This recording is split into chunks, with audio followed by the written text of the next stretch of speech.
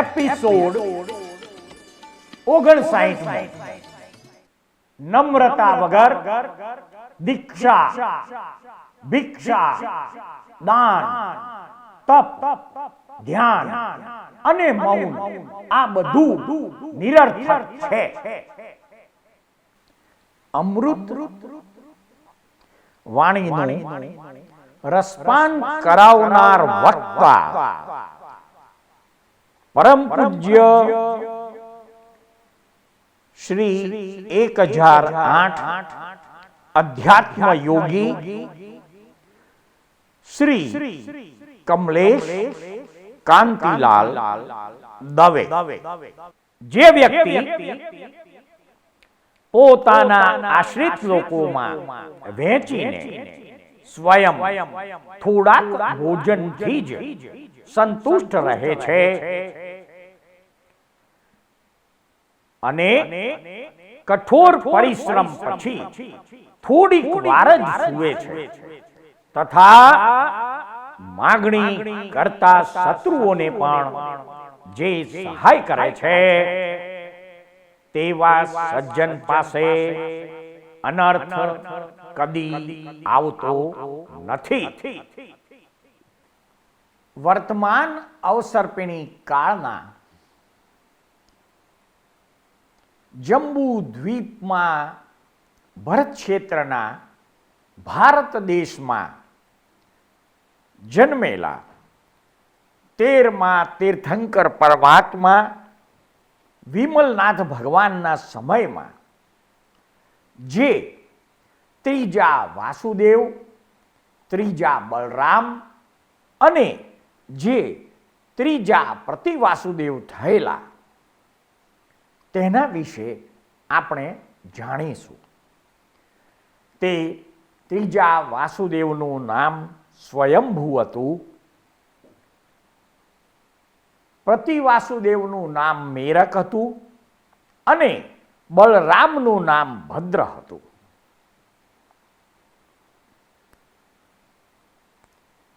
નંદનપુર નગરમાં સમરકેસરી રાજાની સુંદરી નામના મહારાણીથી પ્રતિવાસુદેવ મેરકનો જન્મ થયેલો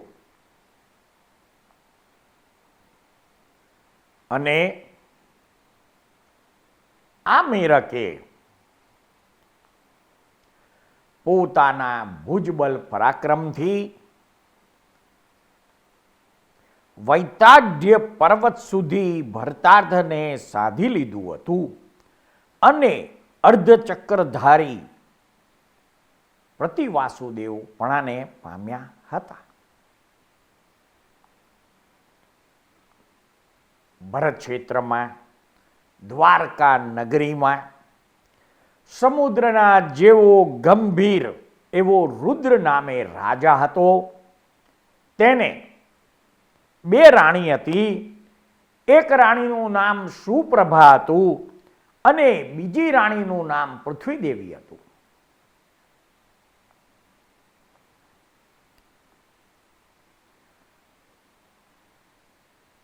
પ્રથમ પત્ની સુપ્રભાની કુક્ષીમાં નંદીસુમુત્રનો જીવ અનુત્તર વિમાનમાંથી ચ્યવીને અવતર્યો અને સૂતેલા સુપ્રભા દેવીએ બલરામને સૂચવનારા 4 મહાસ્વપ્ન જોયા. અનુક્રમે 9 માસ અને 7.5 દિવસો ગયા પછી સુપ્રભા દેવીએ ચંદ્ર જેવા એક પુત્રને જન્મ આપ્યો અને રુદ્ર રાજાએ તેનું નામ ભદ્ર પાડ્યું. આ ભદ્ર એ વર્તમાન અવસર્પિણી કાળના ત્રીજા બલરામ હતા. હવે રુદ્ર રાજાની બીજી પત્ની પૃથ્વી દેવીની કુક્ષે ધનમિત્રનો જીવ અચ્યુત કલ્પમાંથી ચ્યવીને પૃથ્વી દેવીની કુક્ષીમાં આવ્યો અને વાસુદેવના જન્મને સૂચવનારા 7 સ્વપ્નો શ્રી પૃથ્વી દેવીએ પોતાના મુખમાં પ્રવેશતા જોયા. સવારે રાજાને વાત કરતા રુદ્ર રાજાએ પોતાની પૃથ્વી દેવી મહારાણીને કહ્યું કે તમે વાસુદેવ જેવા દિવ્ય પુરુષને જન્મ આપશો.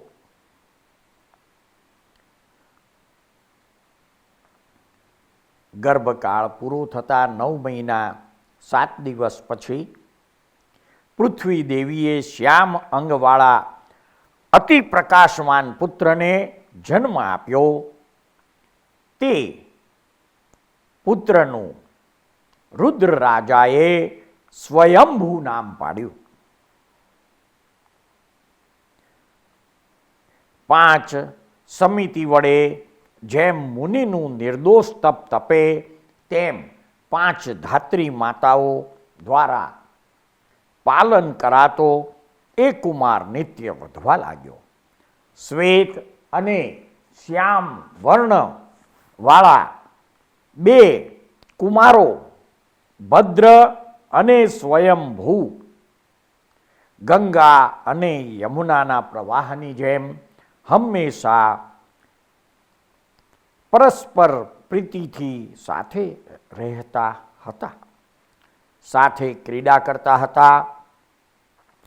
બીજા રાજકુમારો તેમના ચરણઘાતને સહન કરી શકતા નહીં, કારણ કે તેમના ચરણના ઘાતથી તો પર્વતો પણ પડી જતા હતા. શ્યામ અને પિત્ત વસ્ત્રને ધરનારા અને તાલ અને ગરુડના ચિહ્નવાળા એ બંને ભાઈઓ જ્યારે ક્રીડા કરતા ચાલતા ત્યારે પૃથ્વી પણ ચલાયમાન થતી હતી.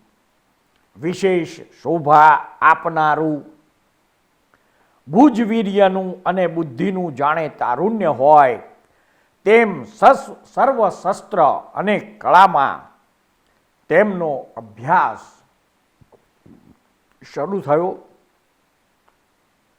અને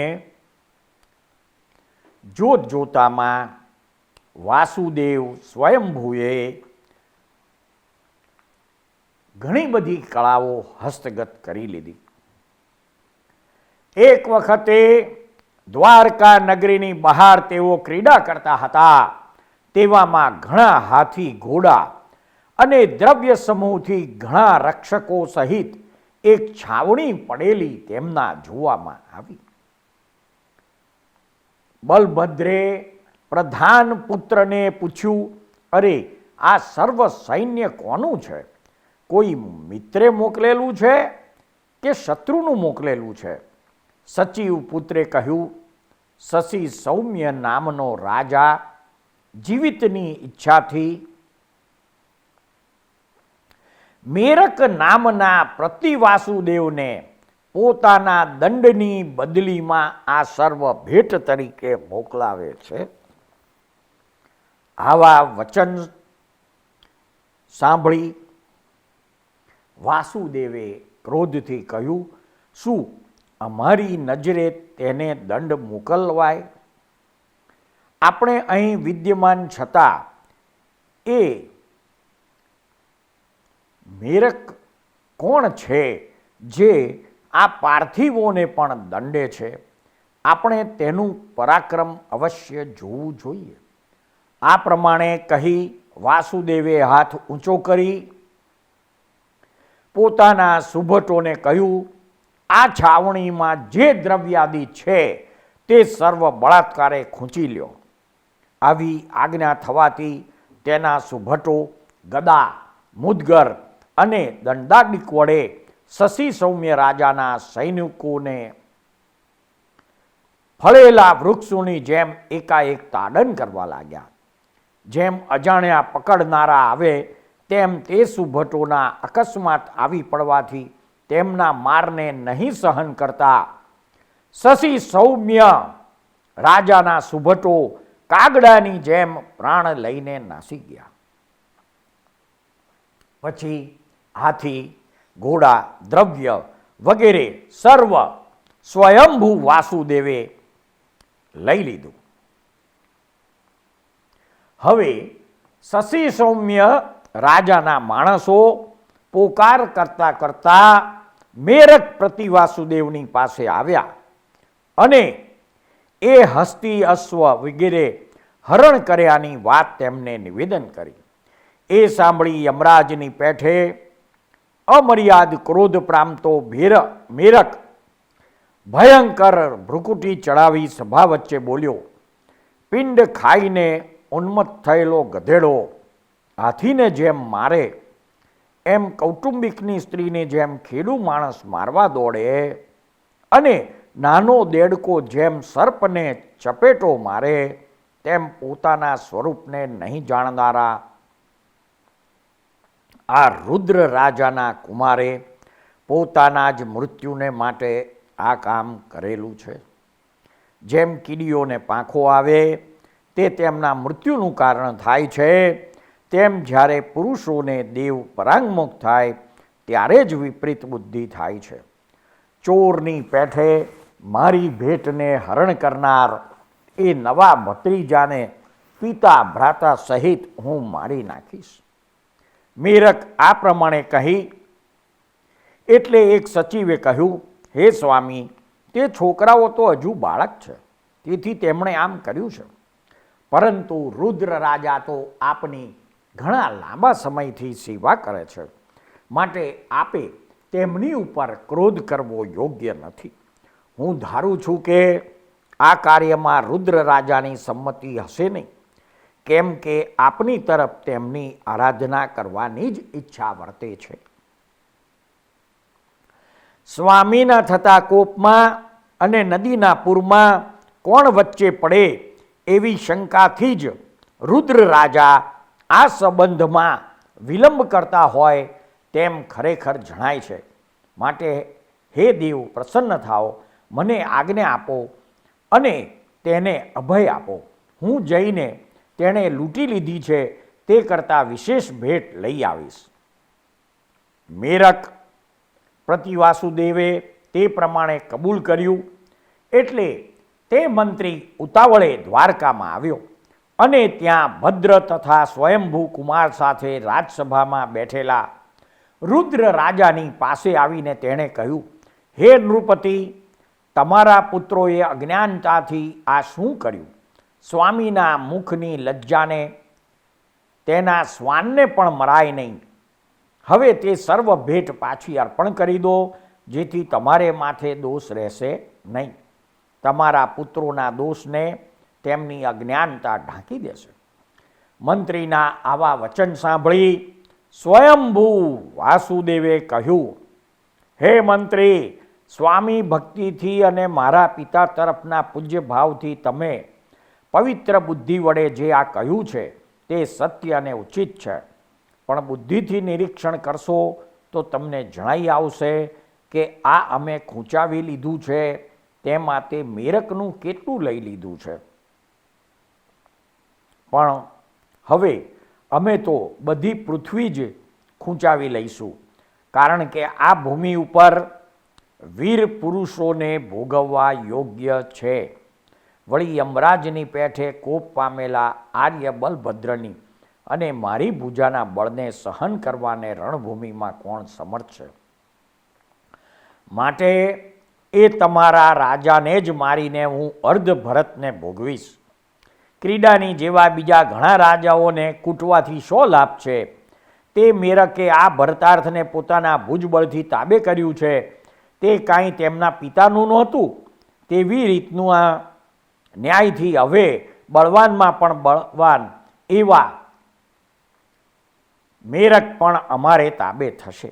આ પ્રમાણે તેનું કહેવું સાંભળી વિસ્મય પામેલા તથા ભય પામેલા એ સચિવે તત્કાળ ત્યાંથી નીકળી એકદમ મેરક પાસે જઈ યથાર્થ વૃત્તાંત કહી સંભળાવ્યું.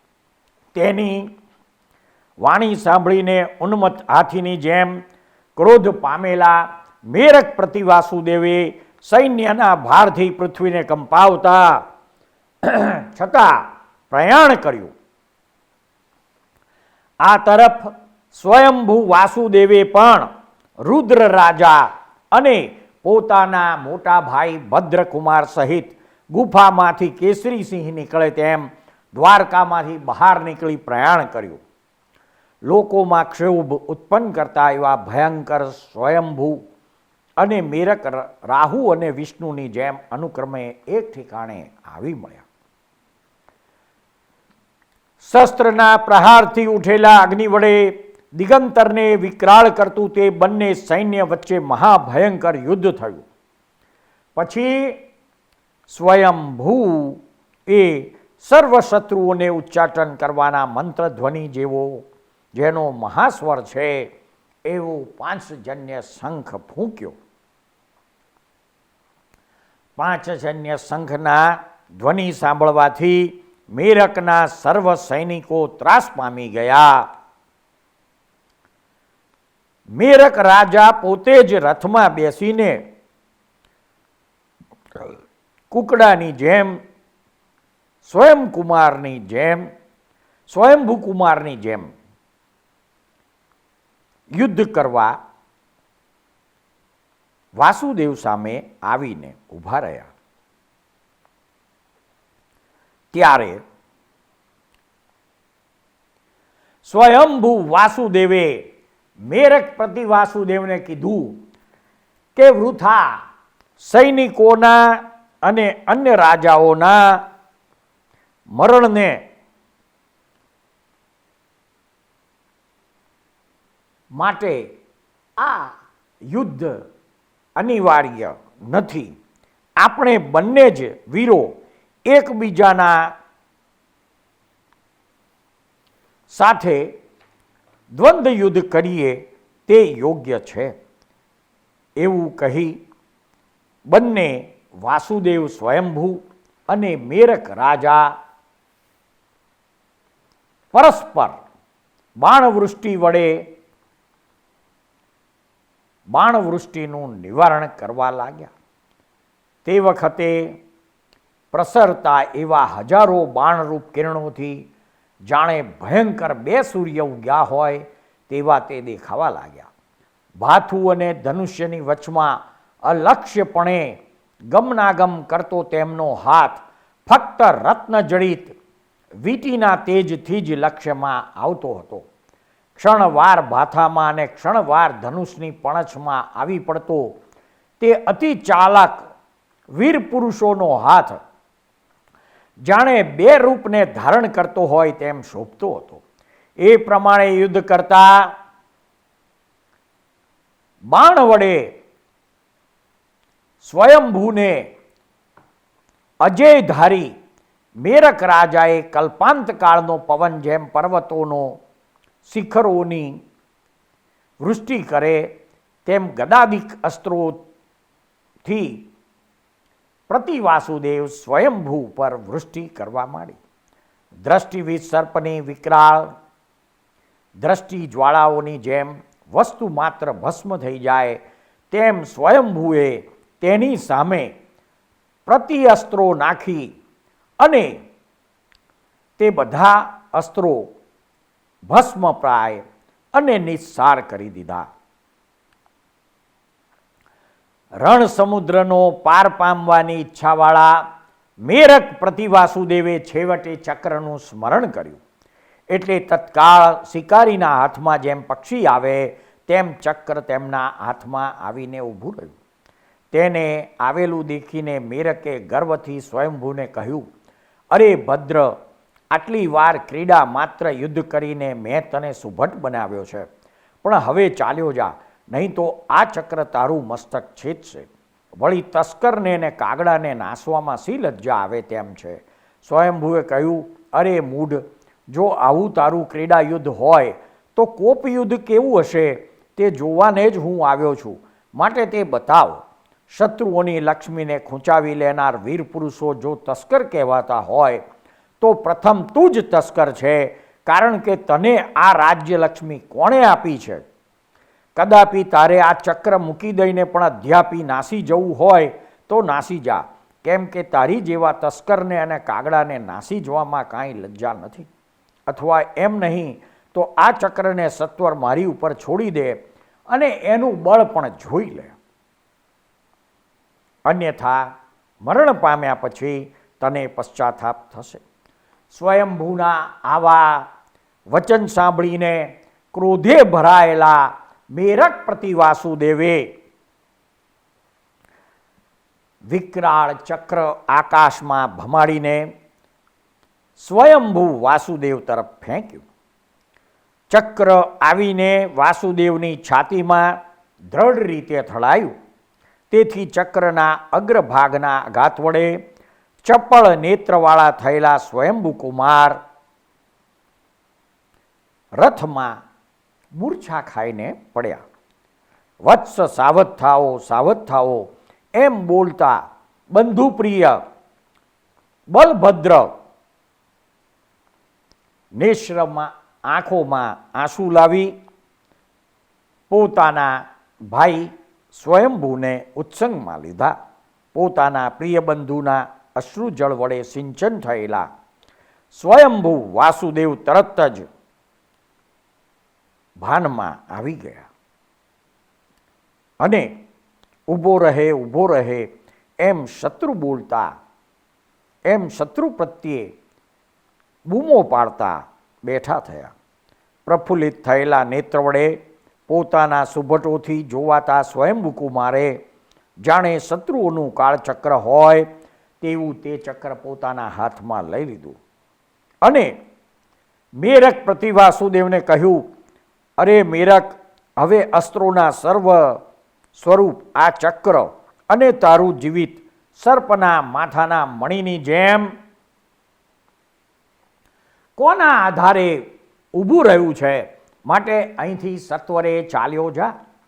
રણભૂમિમાંથી નાસી જતા શત્રુઓને આ સ્વયંભૂ હણશે નહીં. મેરકે કહ્યું, તું પણ એ ચક્રને છોડી જો, કેમ કે એ ચક્ર મારી મુષ્ટિના પ્રહારથી પૃથ્વી પર પડશે. મેરકનો આવો ઉત્તર સાંભળી સ્વયંભૂ વાસુદેવે ચક્રને મેરક ઉપર છોડી દીધું અને ચક્રએ મેરકના મસ્તકને છેદી નાખ્યું. હવે તે વખતે સ્વયંભૂ ઉપર આકાશમાંથી પુષ્પવૃષ્ટિ થઈ અને મેરકનું ધડ પૃથ્વી ઉપર પડ્યું. મેરકનો આશ્રય કરી રહેલા રાજાઓએ તત્કાળ સ્વયંભૂ વાસુદેવ પાસે આવીને તેનો આશ્રય લીધો. એ યુદ્ધ યાત્રા એક વરદાનરૂપ થઈ પડી. પછી દિશાઓના ચક્રને વિજય કરનારું એ ચક્ર દક્ષિણ ભુજામાં ધારણ કરી સ્વયંભૂ વાસુદેવ દક્ષિણ ભરતાર્ધને સાધી લીધું અને દિગ્યાત્રામાંથી પાછા ફર્યા. નવોઢા સમાન ભરતાર્થની લક્ષ્મી સાથે સ્વેચ્છાએ ક્રીડા કરતા સ્વયંભૂ કુમારે માર્ગમાં ચાલતા મગધ દેશમાં એક મોટી શિલા જોઈ. એ શિલા કરોડ લોકો ઉપાડવા યોગ્ય હોય એટલી વિશાળ, 1 યોજન લાંબી, 1 યોજન પહોળી અને 1 યોજન ઊંચી એવી ગોળાકારમાં હતી. સર્પરાજ જેમ પૃથ્વીને ઉપાડે તેમ વાસુદેવે પોતાના ડાબા હાથથી તેને છાતી સુધી ઊંચી કરી અને પછી તે જ શિલાને ત્યાં જ મૂકી દીધી. કેટલાક દિવસે તેઓ દ્વારકામાં પરત આવ્યા. રુદ્ર રાજાએ બલભદ્રદેવ તથા બીજા રાજાઓએ મળીને સ્વયંભૂ વાસુદેવનો અર્ધચક્રપણાનો અભિષેક કર્યો. તે સમયમાં 2 વર્ષ પર્યંત છદ્મસ્તપણે વિહાર કરી વિમલનાથ પ્રભુ સહસ્તામ્ર નામના વનમાં આવ્યા અને ત્યાં જંબુ વૃક્ષ નીચે અપૂર્વ કરણના ક્રમથી શપક્ષેણીમાં આરૂઢ થયેલા પ્રભુના ઘાતી કર્મ નાશ પામ્યા અને ભગવાનને કેવળ જ્ઞાન થયું. વિમલનાથ ભગવાનને કેવળ જ્ઞાન થયા પછી દેવી દેવતાઓએ રચેલા સંવસરણમાં પ્રભુએ દેશના આપી. આ દેશનામાં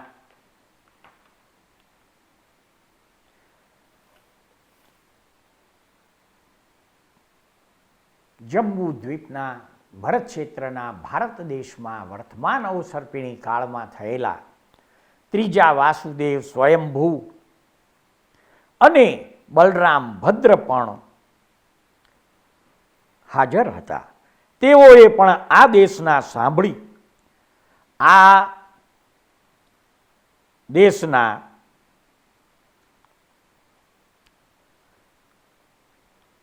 સાંભળી અને પાછા તેઓ પોતાના નગરમાં આવ્યા. સ્વયંભૂ વાસુદેવે આશ્ચર્યકારી ઐશ્વર્યના મદથી વિવેકરહિત થઈને અનેક ક્રૂર કર્મો કર્યા, જેથી પોતાનું 60 લાખ વર્ષનું આયુષ્ય પૂર્ણ કરી તે પ્રકારના માઠા કર્મોથી છઠ્ઠી નરક ભૂમિમાં ગયા. 12,000 વર્ષ કુમારપણામાં, તેટલા જ મંડલિકપણામાં, 90 વર્ષ દિવ્ય વિજય કરવામાં અને 59,75,910 વર્ષ રાજ્યમાં, એમ કુલ મળી 60 લાખ વર્ષનું તેમણે આયુષ્ય પૂર્ણ કરી તેઓ છઠ્ઠી નરકમાં ગયા. તેમના ભાઈ ભદ્ર જે બલરામ હતા, તેમણે મુનિચંદ્ર મુનિની પાસે વ્રત ગ્રહણ કરી 65 લાખનું પોતાનું આયુષ્ય પૂર્ણ કરી કાળધર્મ પામીને પરમ પદને પ્રાપ્ત થયા. સૃષ્ટિના અદ્ભુત રહસ્યો નામાભિધાનથી અલંકૃત થયેલી ધારાવાહિક કથા ના આ એપિસોડને શાંતિથી ધીરજપૂર્વક સાંભળનાર પ્રત્યેક શ્રોતાનો તથા આ એપિસોડ નિહાળનાર પ્રત્યેક દર્શકોનો અમો સાચા અંતસ્કરણપૂર્વક ખૂબ ખૂબ આભાર માનીએ છીએ. જય સચ્ચિદાનંદ.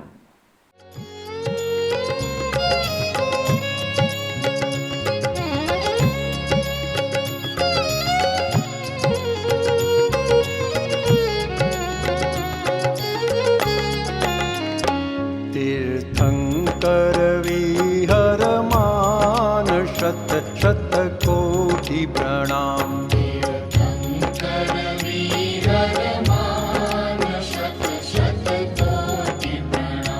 जय कुल्ला केवल ज्ञान.